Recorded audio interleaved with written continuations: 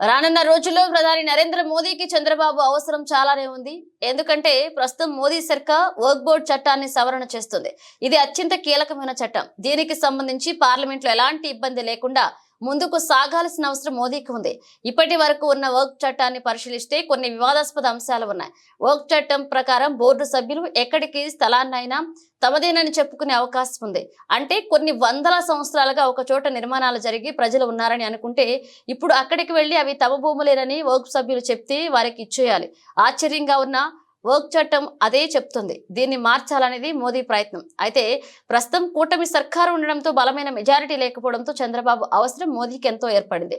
మరొక వైపు కూటమిగా ఉన్న బీహార్ ముఖ్యమంత్రి ఈ విషయంలో తర్జన భర్జన పడుతున్నారు. వచ్చే ఏడాది ఈ రాష్ట్రంలో అసెంబ్లీ ఎన్నికలు జరగనున్నాయి. దీంతో ఆ చట్టాన్ని బీహార్ సీఎం తరపున ఎంపీలు మద్దతు ఇచ్చే అవకాశం లేదు. దీంతో మోదీ సర్కారు ఇప్పుడు చంద్రబాబు సర్కారుపై ఆధారపడాల్సిన పరిస్థితి ఏర్పడింది.